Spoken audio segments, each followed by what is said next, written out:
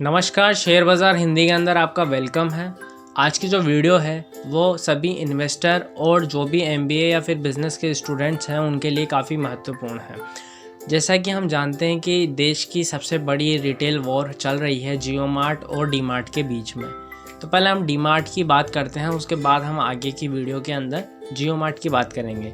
जैसा कि हम सभी जानते हैं कि डी मार्ट को रिटेल का किंग कहा जाता है। डी मार्ट हमारी दैनिक जीवन की जो चीज़ें हैं उनको नॉर्मल किराना स्टोर की तुलना में कम प्राइस पर हमें उपलब्ध करवाता है।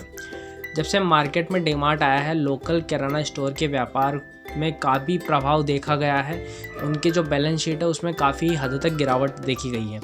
लोकल किराना स्टोर के व्यापार प्रभावित हुए हैं और कोरोना वायरस के बाद तो किराना स्टोर की जो हालत है और भी बुरी हो चुकी है। डी मार्ट प्लस कोरोना दोनों ने आम किराना स्टोर को प्रभावित किया है। डी मार्ट अपने डिस्काउंट के लिए जाना जाता है। लोग आम तौर पर दैनिक जीवन के सामान डी मार्ट से लाना पसंद करते हैं।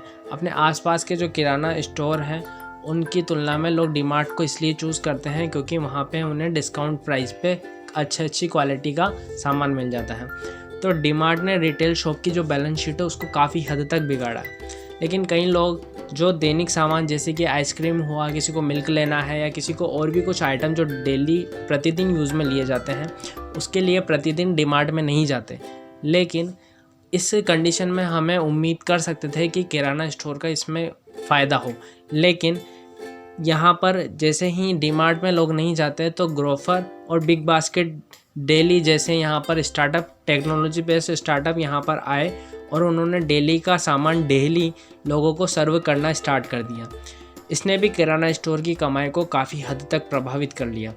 हालांकि स्टार्टअप डी मार्ट जैसा डिस्काउंट नहीं देते, लेकिन लोगों को घर बैठे ये सब सुविधाएं मिल जाती है। इस वजह से लोग अपने करीबी या लोकल रिटेल शॉप पे जाने की बजाय ग्रोफर या फिर बिग बास्केट डेली जैसे स्टार्टअप से अपने परचेजिंग करते हैं। इससे किराना स्टोर का जो फुटफॉल है वो भी कम हो गया है। डी मार्ट से किराना स्टोर प्रतिस्पर्धा इसलिए नहीं कर सकते क्योंकि जैसे मान लीजिए कि मैन्युफैक्चर है। अब मैन्युफैक्चर से डी मार्ट ने कोई भी चीज़ है, जैसे कि हम मानते हैं घी लिया है, वो उसने एक बार में बल्क में माल उठाया, जैसे कि 20,000 क्वांटिटी का उन्होंने घी के डिब्बे उठाए और पर घी का जो डिब्बा है उसकी पैकेट कॉस्ट उसने मानी 400 रुपये। अब वो क्या करेगा कि वो अपने स्टोर के ज़रिए जो कंज्यूमर्स हैं उनको वो वही सेम जो डिब्बा है घी का वो उन्हें 460 रुपये में अवेलेबल करवाएगा। यानी कि 400 की बाइंग में 460 उन्होंने सेलिंग करी और इस बीच में 60 रुपये का उसे मार्जिन मिल गया। वहीं अगर हम बात करें कि एक रिटेल शॉप है, मानकर चलते हैं कि मैन्युफैक्चर या डीलर से जो रिटेल शॉप है उसकी क्वांटिटी भी कम होती है क्योंकि वो इतना ज़्यादा सेल कर नहीं पाता। तो इसलिए जैसे कि मानते हैं कि रिटेल शॉप है, उसने 200 की क्वांटिटी में 450 रुपये के भाव में 450 रुपये के भाव में 200 क्वांटिटी उसने घी के पैकेट उठाए। अगर वो कंज्यूमर को सेल करेगा वो 485 रुपये में, एंड जो उसके यूज़र हैं उनको सेल करेगा वो 485 रुपये की कॉस्ट पड़ जाएगी।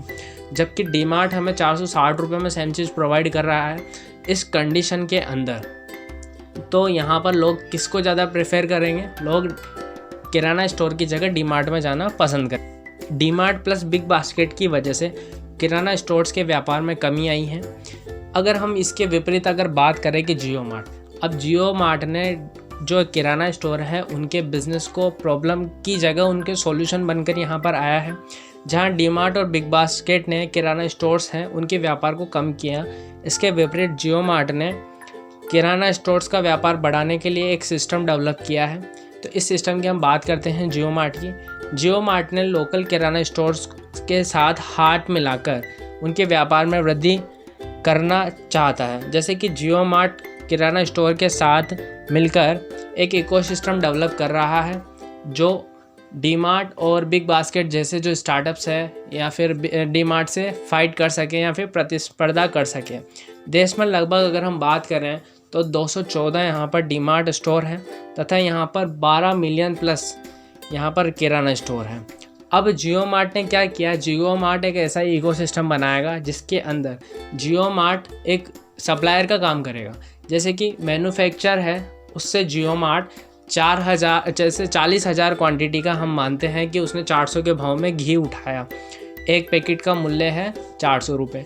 अब वो क्या करेगा, सेम जो पैकेट है वो जितने भी हमारे पास में यहाँ पर जनरल स्टोर्स हैं या लोकल किराना वाला हैं उनको डिस्ट्रीब्यूट करेगा। मान लीजिए कि वो 200 किराना स्टोर्स को 200 पैकेट्स वो सर्व करता है, तो वो उन्हें वो 435 रुपये में प्रोवाइड कर देगा पर पैकेट।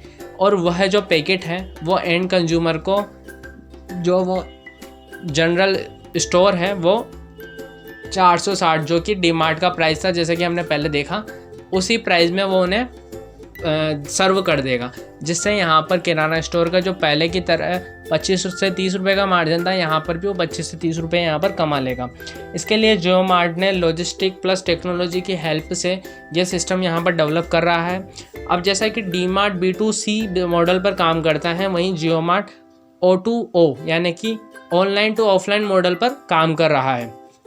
आप ऑनलाइन प्रोडक्ट बुक करके ऑफलाइन भी बाय कर सकते हैं या आपको इस पे होम डिलीवरी भी मिल सकती है।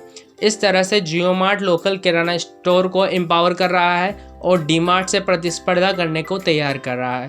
पर जियो मार्ट के सामने अभी भी काफ़ी चुनौतियां हैं और डी-मार्ट भी कुछ कम नहीं है। तो जियो मार्ट को रिटेल का किंग बनने के लिए 4 चुनौतियों का सामना करना पड़ेगा, जिसे हम पार्ट 2 में कवर करेंगे। तो आशा करता हूँ कि ये वीडियो आपको अच्छी लगी होगी।